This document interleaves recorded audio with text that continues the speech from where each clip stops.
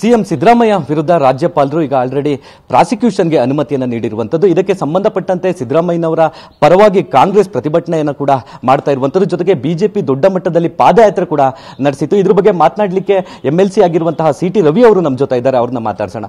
Sir, BJP ಸಿದ್ದರಾಮಯ್ಯನವರ ಏನು ಮೂಢ ಹಗರಣ ಸಂಬಂಧಪಟ್ಟಂತೆ ಅತಿ ದೊಡ್ಡ ಒಂದು ಪಾದಯಾತ್ರೆ ಕೂಡ ನಡೆದಿತ್ತು. ಈಗ ರಾಜ್ಯಪಾಲರು ಈಗ ಪ್ರಾಸಿಕ್ಯೂಷನ್ಗೆ ಅನುಮತಿಯನ್ನು ನೀಡಿರುವಂತದ್ದು. ಸರ್, ಇದ್ರ ಬಗ್ಗೆ ನಾನು ನಿನ್ನೆ ರಾಜ್ಯಪಾಲರ ಪ್ರಾಸಿಕ್ಯೂಷನ್ ಅನುಮತಿ ಪತ್ರವನ್ನು ಕೂಡ ಗಮನಿಸಿದೆ.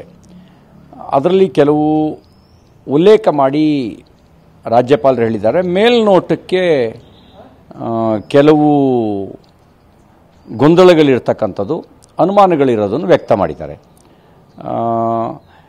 ಹಾಗಾಗಿ ನಿಷ್ಪಕ್ಷಪಾತ ನ್ಯಾಯಯುತ ತನಿಖೆ ಆಗಬೇಕು ಅನ್ನೋ ಕಾರಣಕ್ಕೋಸ್ಕರ ತನಿಖೆಗೆ ಇರುವಂಥ ಅವಕಾಶವನ್ನು ಓಪನ್ ಮಾಡಿದ್ದಾರೆ.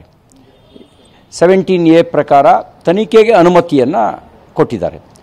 ಮುಖ್ಯಮಂತ್ರಿ ಮತ್ತು ಅವರ ತತ್ಸಮಾನವಾಗಿರ್ತಕ್ಕಂಥ ಸಂಪುಟ ದರ್ಜೆ ಹುದ್ದೆಯಲ್ಲಿರ್ತಕ್ಕಂಥವರಿಗೆ ರಾಜ್ಯಪಾಲರ ಅನುಮತಿ ಕಡ್ಡಾಯವಾಗಿರೋ ಹಿನ್ನೆಲೆಯಲ್ಲಿ ಅನುಮತಿ ಕೊಟ್ಟಿದ್ದಾರೆ. 40 ವರ್ಷಗಳ ಸುದೀರ್ಘ ರಾಜಕೀಯ ಅನುಭವ ಹೊಂದಿರತಕ್ಕಂಥ ಮಾನ್ಯ ಮುಖ್ಯಮಂತ್ರಿ ಸಿದ್ದರಾಮಯ್ಯನವರು ಇದನ್ನು ಯಾವ ದೃಷ್ಟಿಯಲ್ಲಿ ಸಂವಿಧಾನ ಬಾಹಿರ ಅಂತ ಹೇಳ್ತಾ ಇದ್ದೀರಿ? 2011ರಲ್ಲಿದ್ದ ಸಂವಿಧಾನವೇ ಈಗಲೂ ಇದೆ. ಅವತ್ತು ಯಡಿಯೂರಪ್ಪನವ್ರ ಮೇಲೆ ಆಪಾದನೆ ಬಂದ ಸಂದರ್ಭದಲ್ಲಿ ಖಾಸಗಿ ದೂರಿಗೆ ಅವತ್ತಿನ ರಾಜ್ಯಪಾಲರಾಗಿದ್ದಂಥ ಹಂಸರಾಜ್ ಭಾರದ್ವಾಜ್ ಅವರು ಅನುಮತಿಯನ್ನು ಇದೇ ರೀತಿ ಪ್ರಾಸಿಕ್ಯೂಷನ್ಗೆ ಅನುಮತಿಯನ್ನು ಕೊಟ್ಟಿದ್ದರು. ಅವತ್ತು ನೀವು ಸಮರ್ಥನೆ ಮಾಡಿದ್ರಿ ರಾಜ್ಯಪಾಲರ ಕ್ರಮವನ್ನು. ಸಂವಿಧಾನಾತ್ಮಕ ಹುದ್ದೆಯಲ್ಲಿರ್ತಕ್ಕಂಥ ರಾಜ್ಯಪಾಲರು ಸಂವಿಧಾನಿಕ ಕ್ರಮವನ್ನು ಕೈಗೊಂಡಿದ್ದಾರೆ ಅಂತ ನೀವು ಹೇಳಿದ್ರಿ. ಇವತ್ತು 13 ವರ್ಷಗಳ ನಂತರ ಅಂಥದೇ ಕ್ರಮವಾದ ಪುನರಾವರ್ತನೆಯನ್ನು ರಾಜ್ಯಪಾಲರು ಮಾಡಿದ್ದಾರೆ. ಈಗ ನೀವು ರಾಜ್ಯಪಾಲರ ಹುದ್ದೆಯನ್ನು ಅವತ್ತ್ಯಾವ ಮಾತು ಹೇಳಿದ್ರಿ ಅದೇ ಮಾತನ್ನು ಆಧರಿಸಿ ಮಾತಾಡಬೇಕಾಗಿತ್ತು. ಆದರೆ ಅವತ್ತು ನೀವು ಸಂವಿಧಾನಿಕ ಕ್ರಮ ಅಂಥೇಳಿ ಇವತ್ತು ಸಂವಿಧಾನ ವಿರೋಧಿ, ಕೇಂದ್ರ ಸರ್ಕಾರದ ಕೈಗೊಂಬೆ, ರಾಜ್ಯಪಾಲರು BJP JDSನ ಅಣತಿಯಂತೆ ನಡೆದಿದ್ದೀರಿ ಅಂತ ಹೇಳಿದ್ದೀರಿ. ನಾನು ನಿಮಗೆ ಮಾಧ್ಯಮದ ಮೂಲಕ ಒಂದು ಮಾತನ್ನು ಹೇಳಲಿಕ್ಕೆ ಬಯಸ್ತೇನೆ. BJPಯವರಿಗೂ ಅದೇ ಸಂವಿಧಾನ, ಕಾಂಗ್ರೆಸ್ಸಿಗೂ ಅದೇ ಸಂವಿಧಾನ. ಆ ಸಂವಿಧಾನಾತ್ಮಕವಾಗಿರ್ತಕ್ಕಂಥ ಹುದ್ದೆಯಲ್ಲಿರ್ತಕ್ಕಂಥವ್ರು ಸಾಂವಿಧಾನಿಕ ಕ್ರಮವನ್ನೇ ಕೈಗೊಂಡಿದ್ದಾರೆ. ಕಾಂಗ್ರೆಸ್ಸಿಗರಿಗೆ ನಂದೊಂದು ಪ್ರಶ್ನೆ, ನೀವ್ಯಾಕೆ ದಿಗಿಲು ಬೀಳ್ತಾ ಇದ್ದೀರಿ?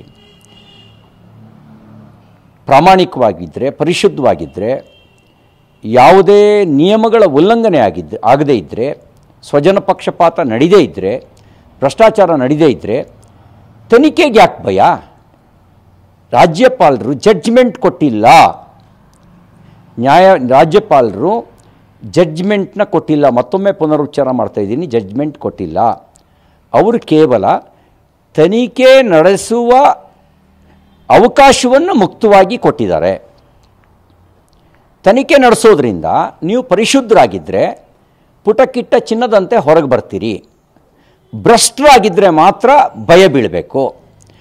ನೀವು ಭಯ ಬೀಳ್ತಿರೋದನ್ನು ನೋಡಿದಾಗ, ಬೀದಿಯಲ್ಲಿ ಸಂವಿಧಾನಿಕ ಹುದ್ದೆಯಲ್ಲಿರ್ತಕ್ಕಂಥ ರಾಜ್ಯಪಾಲರ ವಿರುದ್ಧ ಬಳಸ್ತಾ ಇರೋ ಭಾಷೆಯನ್ನು ನೋಡಿದಾಗ ನಿಮಗೆ ತಪ್ಪು ನಡೆದಿದೆ ಅನ್ನೋದರ ಅರಿವಿದೆ. ಆ ತಪ್ಪು ನಡೆದಿದೆ ಅನ್ನೋ ಅರಿವಿರೋ ಕಾರಣಕ್ಕೋಸ್ಕರ ತನಿಖೆ ನಡೆದರೆ ಸತ್ಯ ಹೊರಗೆ ಬರುತ್ತೆ ಅಂತ ಭಯ ಬೀಳ್ತಾ ಇದ್ದೀರಿ ಅನ್ನುವ ಅನುಮಾನ ನನಗೂ ಸೇರಿದಂತೆ ನಾಡಿನ ಜನರಲ್ಲಿ ವ್ಯಕ್ತ ಆಗ್ತಾ ಇದೆ. ನೀವು ತಪ್ಪೇ ಮಾಡದೇ ಇದ್ದರೆ ಯಾವ ತನಿಖೆ ಬೇಕಾದರೂ ನಡೆಸ್ಕೊಳ್ಳಿ ಅಂತ ಧೈರ್ಯವಾಗಿ ಉತ್ತರಿಸ್ಬೋದಲ್ಲ. ಯಾರು ಬೇಕಾದ್ರೂ ತನಿಖೆ ನಡೆಸಲಿ. ಈಗ ಮಾನ್ಯ ರಾಜ್ಯಪಾಲರು ಹೇಳಿರೋದೇನು? ನಿಷ್ಪಕ್ಷಪಾತವಾಗಿರ್ತಕ್ಕಂಥ ತನಿಖೆ ನಡೀಲಿ ಅಂತಕ್ಕಂಥ ಮಾತನ್ನ ಹೇಳಿದ್ದಾರೆ. ಜಡ್ಜ್ಮೆಂಟ್ ಕೊಟ್ಟಿಲ್ಲ. ಮಾನ್ಯ ಸಿದ್ದರಾಮಯ್ಯನವರು ಭ್ರಷ್ಟಾಚಾರ ನಡೆಸಿದ್ದಾರೆ ಅನ್ನೋ ಜಡ್ಜ್ಮೆಂಟ್ನ ಅವ್ರು ಕೊಟ್ಟಿಲ್ಲ. ಜಡ್ಜ್ಮೆಂಟ್ ಕೊಡುವ ಅಧಿಕಾರವೂ ಕೂಡ ಅವರಿಗಿಲ್ಲ. ಕೇವಲ ತನಿಖೆ ನಡೆಸೋದಕ್ಕೆ ಮುಕ್ತ ಅವಕಾಶವನ್ನು ಕೊಟ್ಟಿದ್ದಾರೆ. ನಿಮಗೆ ಹೆದರಿಕೆ ಯಾಕೆ? ಯಾಕೆ ಹೆದರ್ತಾ ಇದ್ದೀರಿ? ಯಾಕೆ ಭಯ ಬೀಳಬೇಕು? ತನಿಖೆ ನಡೀಲಿ. ತನಿಖೆ ನಡೆದು ಸತ್ಯ ಏನು ಅಂತ ಹೊರಗೆ ಬರಲಿ. ಈಗ ನೀವೇನೂ ತಪ್ಪೇ ಮಾಡದೇ ಇದ್ದರೆ, ನೀವು ಹೇಳ್ಕೊಳ್ಳೋ ರೀತಿಯಲ್ಲಿ ಏನೂ ತಪ್ಪೇ ಆಗದೇ ಇದ್ದರೆ ಭಯ ಬೀಳಬೇಕಾದ ಅವಶ್ಯಕತೆ ಇಲ್ಲ. ನೀವು ಇನ್ನಷ್ಟು ಪರಿಶುದ್ಧರಾಗಿ ಹೊರಗಡೆ ಬರ್ತೀರಿ. ತಪ್ಪು ಮಾಡಿದರೆ ತಪ್ಪು ಮಾಡಿದವರು ಮಾತ್ರ ಭಯ ಬೀಳಬೇಕು. ನೀವು ಭಯ ಬೀಳ್ತಿರೋದನ್ನು ನೋಡಿದಾಗ ತಪ್ಪು ನಡೆದಿದೆ ಅಂತ ನನಗೆ ಮೇಲ್ನೋಟಕ್ಕೆ ಅನಿಸುತ್ತೆ.